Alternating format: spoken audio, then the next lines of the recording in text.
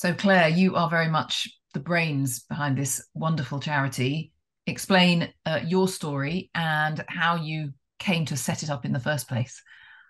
So my story is it took about 5 years for me to actually be diagnosed from when I first went to see my GP. Um, Similar to what we hear in so many stories about lobular, I had no lump. There was no real symptoms. I just had a strange sensation in my breast. Um, and sent by my GP along to the breast clinic, and they couldn't find anything. And they repeatedly couldn't find anything for about 5 years, which mentally I started thinking, am I just being really paranoid? But I was convinced there was something that wasn't right, and there was definitely something there. So I think I'd had 7 mammograms, two All clear, nothing on those. nothing. Yeah. The only thing I had in after 2 years, they found lobular carcinoma in situ, which isn't it's like it's not a cancer, it's a marker for increased risk, but it doesn't mean you're going to get invasive cancer. But other than that, nothing, no sign of invasive cancer anywhere. And it was a month, and they'd carried on, they were kind of monitoring me closely after I'd had LCIS. And I went back a month before I was due another mammogram, saying again, there is definitely something there. And this time I had a big dent in my right breast as well. And then they finally found for the first time, which I didn't want it to be found, obviously, but there was also a part of me that thought, I'm not going mad. There's definitely something there. And they found a centimetre of lobular breast cancer. Which had not shown up on mammograms. And we know that is such a familiar story, my case too, but so many thousands of women, we know it's similar. And I know if there was a medic sitting here, they would say, we do sometimes see lobular on a mammogram. Please don't give the impression it never catches it. But we know, and you know from everyone that you've helped with the charity, that it so often just doesn't show up because of the way it grows. And it's a big question, but what took you then from that thinking, I don't have ductal, I don't have the type that everybody knows about, I've got this other type, I need to know more about it. And you know what? I need to set up a charity. That's quite a big leap. It wasn't even that initial you've got lobular. It was when I came out of my mastectomy and I got the pathology results, because by this time I was quite fascinated with what was going on, that it took so long. And that I discovered I actually had 8 centimetres of tumour. So my terror was, has it grown 7 centimetres between the mammogram and my surgery, which was only 2 months? So have I got this really aggressive cancer? Or has 7 centimetres been missed? And I couldn't find any answers anywhere in the UK. So I went and did that thing that your medics always tell you not to, do not Google.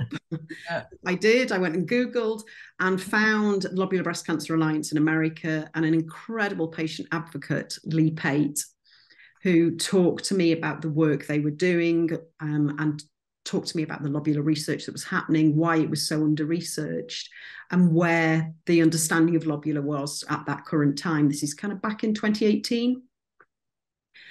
And I realised that we need something in the UK, because obviously the American system's very different. It's a lot to do with insurance and treatments. And I just thought, there's nothing here in the UK, we need to do something. And so I contacted a number of researchers and clinicians who I discovered were doing a bit of research here in the UK about lobular, and said, would you be interested in supporting if I decided to set up a charity? And then I work in the charity world anyway. I've run kind of small independent charities throughout my career. So I wasn't scared of that bit, but I just thought, this can't be just my story. This needs to be about, this similar things must be happening with other women out there in the UK. So I just put a call out, I think it was on Facebook and Twitter, just saying, would other women be interested in helping me set up this charity? And it's about where's the balance for you? Is it about information, because there's still so much we don't know about lobular? Is it support? Is it a bit of everything? Because the demand for your charity is very big. Yeah, I mean, we've only been going just over a year now, and we know we've reached at least over 10,000 people. We're getting inquiries every day, and they're increasing. So the key things that we're really here to do is one, increase information. And that's not just for patients and people diagnosed, it's for the general public to get away from it's not always a lump. That you look for any changes, anything that's not your normal. But it's also educating clinicians and GPs, because lobular is still not as understood and talked about as you mentioned, the more common ductal form. So we're trying to develop a lot of resources, and we've actually got some new resources coming out that we've created with people who've had a lobular diagnosis to help you and your treatment as you're going through your treatment. The other thing is that support. We had our first actually wellbeing workshop in London, and just brought women together, and all of them said, I've never met anybody else who's had lobular, it's so amazing. And they just wanted to talk and share stories. So we're planning on doing more of that next year. The treatment guide, we want to change treatment guidelines. Lobular's mentioned once in the NICE guidelines, and it's the NICE guidelines that dictate how your hospital can treat you and what they should do about lobular. And we're mentioned once, and it's literally to give you an MRI once you've initially been diagnosed to help you make surgical decisions. Other than that, we're seen as exactly the same as ductal, even though latest research has shown it's completely distinct disease. Yes. But the only way we can change treatment guidelines is to have the research to prove that those guidelines need changing. So we're doing a lot of work as well, both here in the UK, we're working with researchers and clinicians here in the UK to increase lobular research, but we're also part of global networks and working with charities in Europe, in America, and with researchers and clinicians to really drive forward that knowledge so we can kind of make sure we can get treatment guidelines that are specific to what we need with a lobular diagnosis.